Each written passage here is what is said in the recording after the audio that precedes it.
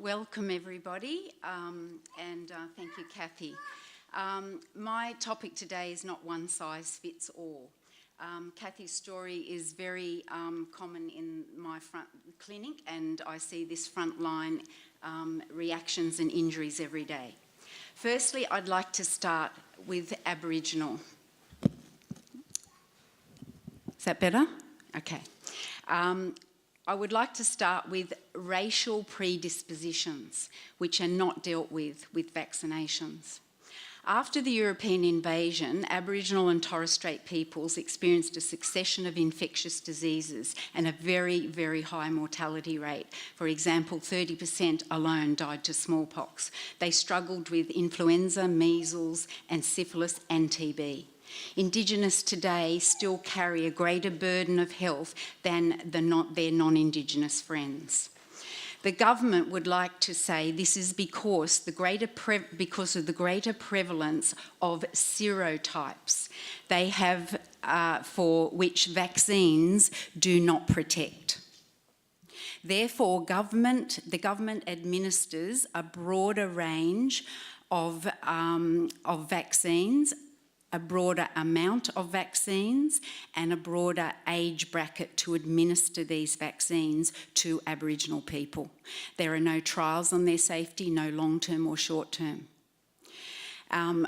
Is this discrimination? Maybe the increased serotypes assisted the Indigenous people to be the longest-serving race. We don't know. There is no evidence to blame the increased serotypes on poor health. Maybe it has its roots in grief, cultural devastation, the stolen generation, nutrition and diet change. Consequently, based on the premise that these serotypes, which are just like more types of viruses within their body, which they could be building up immunity to. Consequently, the government, using this premise of serotypes, has recommended that Indigenous people under 5 years of age receive additional vaccines to the already overloaded schedule. For example, pneumococcal vaccines, extra, are given at 12 months and 18 months of age in Queensland, Northern Territory and South Australia. They have extra 2 doses of hepatitis A, 6 months apart, from 12 months of age on. And guess what? All influenza shots are free to all Indigenous people. We have visited the communities, Uncle Max and myself, and we have seen the devastation of the no jab, no pay policy and these extra vaccines on those communities. I was instrumental with a group of people at organising the 2015 Senate inquiry. This may come as a big shock to the people here, and I want everybody in Australia to know this. At that inquiry, the panel asked somebody from the health department about how accurate the register was for documenting how many vaccines and what type of vaccines people and children had.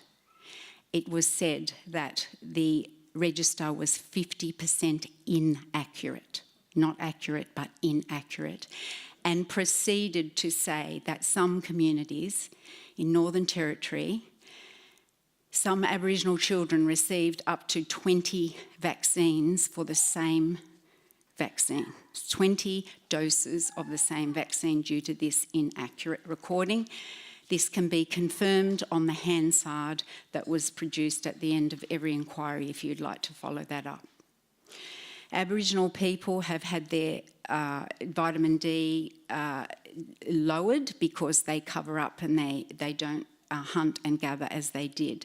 Low vitamin D has been shown to be more effective at preventing influenza, and the same as vitamin A, and these studies are confirmed that if pregnant women are given vitamin D, up to 70% reduction in respiratory tract infections can result in the offspring. So why aren't we using these more effective and cheaper methods? Indigenous, if you're low and your receptors are low, this predisposes you. Not one size fits all.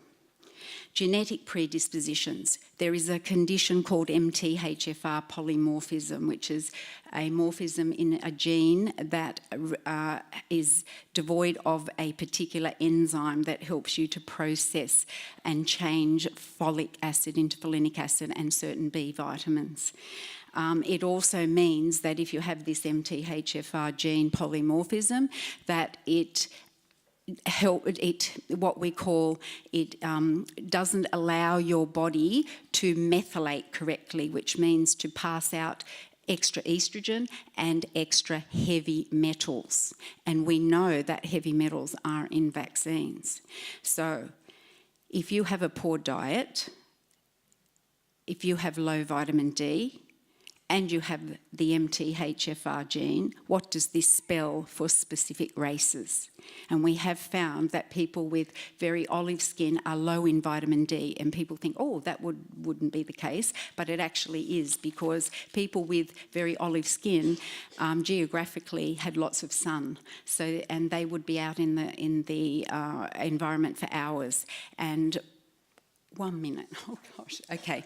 So now, what I would like to say is that vaccination may not mean immunisation. Just because you're vaccinated doesn't mean you're immune, and I want you to think about that. A vaccination is a needle in the arm. It doesn't necessarily mean you're immune. I would also like to point out that Sweden has voted no mandatory vaccines. It remains voluntary. And why? This is a quote from the Swedish government.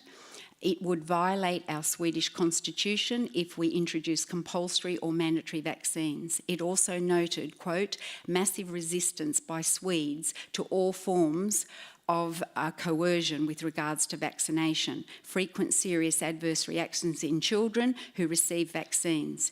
So it was rejected because healthcare in Sweden, including vaccination programs, are all voluntary. I would like to make one more point, A Nuremberg Code, which was developed after the Second World War for ethics, point 5, there are 10 points. Point 5 states it should not be conducted, experiments on humans should not be conducted when there is any reason to believe that it implies a risk of death or disabling injury. So I would like to say that we have to look at, is this public health measure of vaccination a public health measure or a public health massacre? Thank you.